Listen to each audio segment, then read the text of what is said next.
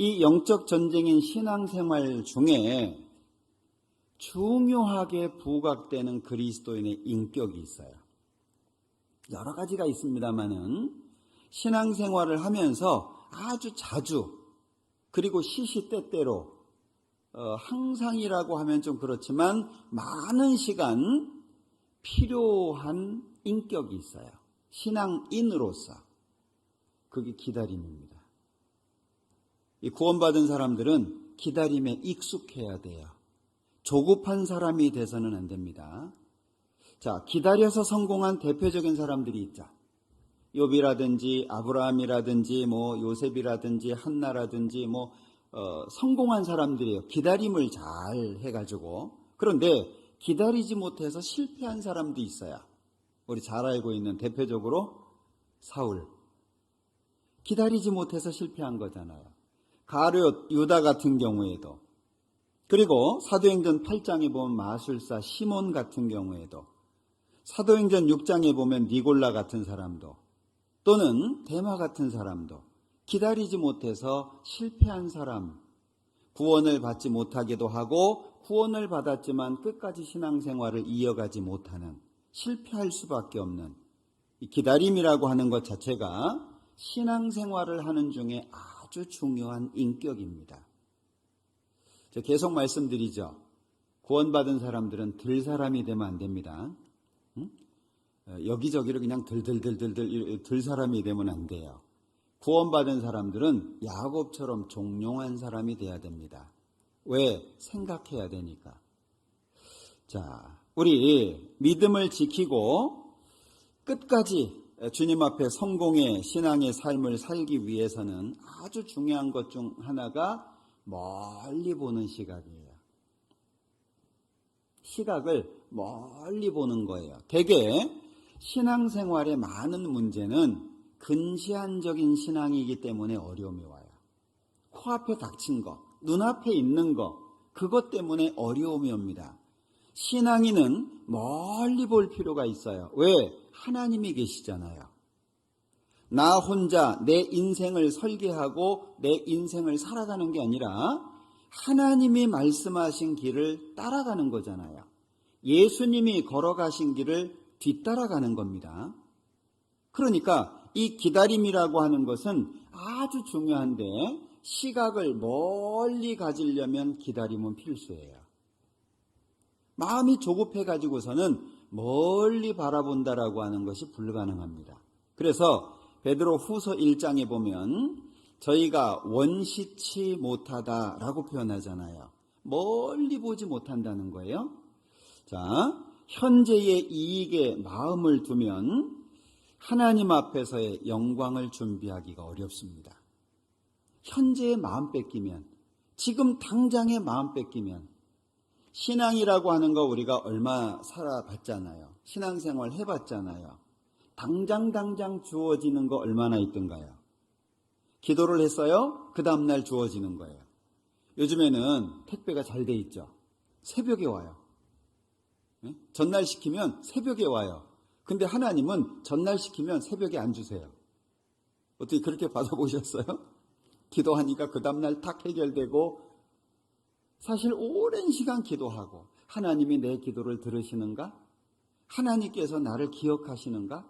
하나님께서 지금 내가 어려워하고 힘들어하는 거 알고 계신가? 이런 시간들이 의외로 많잖아요. 그죠? 현재를 바라보기보다 하나님을 바라보는 훈련을 하는 것이 아주 중요합니다. 인생이라고 하는 것을 욥기에서는 재앙이 티끌에서 일어나는 것이 아니다. 우리가 살다 보면 예상치 못한 재앙들을 겪잖아요. 그게 티끌에서 나는 게 아니다. 고난이 흙에서 나는 것이 아니다. 인생은 고난을 위하여 났나니 불티가 위로 나름 같다. 인생 자체가 고난이라는 거죠. 그러니까 구원을 받았든 안 받았든 인생 자체는 어렵고 힘든 겁니다. 그런데 우리는 신앙생활까지 해야 돼요. 훨씬 더 어렵다는 거예요.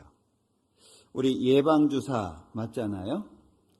저는 처음에 예방주사를 안 걸리게 맞는 줄 알았어요. 그러니까 예방, 말 그대로 어렸을 때는 이거 맞으면 안 걸려 이렇게 생각을 했는데, 그래서 이제 병균에 대항할 수 있는 뭔가를 넣는다고 생각했어요.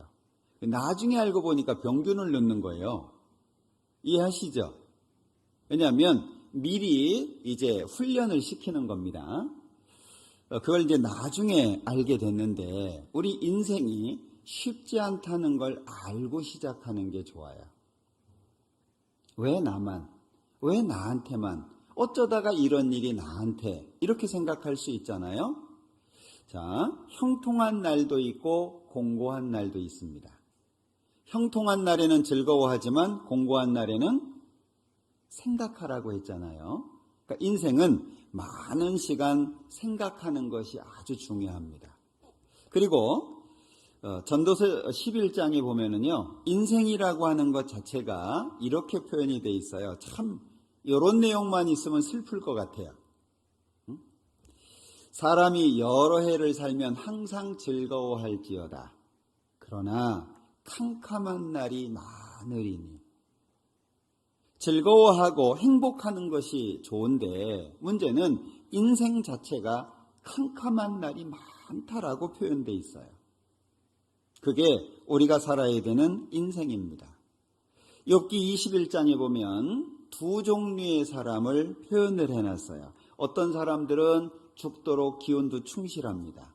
평강하고 안일합니다. 그리고 그 그릇에는 젖이 풍성합니다. 쉽게 어떤 사람은 태어나서 죽을 때까지 손끝에 물 한 방울 안 묻힌다, 이런 사람도 있잖아요. 그런데 어떤 사람은 죽도록 마음에 고통하고, 저 사람하고 너무 다른 거죠. 죽도록 고통하고 복을 맛보지 못해요. 우리가 이해할 수 없는 일들이 참 많죠. 우리가 이해할 수 없는 일은 하나님께 맡기는 게 지혜입니다. 그걸 붙들고 고민해봐야 내가 답을 찾을 수도 없고, 억지로 답을 찾으려고 하면 잘못된 답에 도달할 수 있어요. 기다림은 목적을 정확하게 해야 되고, 내가 해야 될 일을 하고 있어야 돼요. 그러면서 시간을 보내야 돼요. 그게 진정한 기다림이라고 말할 수 있는 겁니다. 고린도전서 15장을 보죠. 58절입니다. 그러므로 내 사랑하는 형제들아, 견고하며 흔들리지 말며 항상 주의 일에 더욱 힘쓰는 자들이 되라. 이는 너희 수고가 주 안에서 헛되지 않은 줄을 알미니라. 뭘 말하고 있죠? 하나님 앞에서의 시선을 말하고 있잖아요. 하나님 앞에서가 되어야 현재를 견딜 수 있다는 거죠. 신앙생활이라고 하는 것은 고난의 연속입니다. 인생이라고 하는 것이 짧은 즐거움을 위해서 긴 고난의 시간을 겪는 거잖아요. 그러니까 내가 사망의 음침한 골짜기를 다닐지라도 눈물 골짜기가 있잖아요.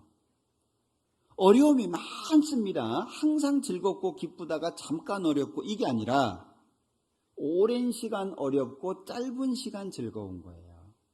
그게 인생이잖아요. 신앙생활도 마찬가지입니다. 여기에서 권유하고 있습니다. 견고하고 흔들리지 말고 항상 주의 일에 더욱 힘쓰는 자들이 되라. 왜 이 권고가 필요하죠? 뒤에 이는 너희 수고가 주 안에서 헛되지 않는 줄을 안다. 하나님 앞에서의 만남이 있잖아요. 우리에게 있어서 우선순위는 어디에 가 있는 거죠? 하나님 앞에서의 만남에 있는 거잖아요. 현재가 아니라 하나님 앞에서가 확실해지면 현재가 탄탄해져요. 하나님 앞에서가 희미해지면 현재가 불안해져요. 우리는 하나님 앞을 기억하고 살아야 됩니다. 성경에 오래 참음이라고 하는 게 많이 나오죠. 오래 참음. 성령의 9가지 열매 중에도 오래 참음이 있습니다. 그런가 하면 그리스도인의 신분을 말씀하시는 가운데에도 오래 참음이 있어요. 이 오래 참는다, 이게 아주 중요한 거거든요. 자, 너희는 세상의 빛이다. 너희는 세상의 소금이다. 너희는 그리스도의 향기고 그리스도의 편지다. 그 속에 뭐가 있어요? 해야 할 일이 있잖아요. 네가 누구냐라고 하는 정체성도 들어가 있지만 내가 뭘 해야 되는지를 명확하게 말씀해 주고 있죠. 오래 참음이 왜 필요하겠어요? 주님 오실 때까지 비춰야 돼요. 주님 오실 때까지 맛을 내야 돼요. 주님 오실 때까지 향기를 뿜어야 돼요. 주님 오실 때까지 편지의 역할을 해야 돼요. 주님 오실 때까지, 잠깐이 아니잖아요. 언제 오실지 우리는 알지 못합니다. 주님 오실 때까지. 예수님께서 자신의 삶을 들어서 말씀하시잖아요. 자, 애매의 고난을 받아도 하나님을 생각함으로 참아라. 왜 그런 말씀까지 하시겠어요? 예수님께서 행하신 모든 것은 자신의 자취를 따라오게 하려 하셨다. 따라가게 하려고, 예수님 따라오게, 먼저 가신 그 길을 우리가 뒤따라가기를 원하시기 때문에 말씀하신 거잖아요.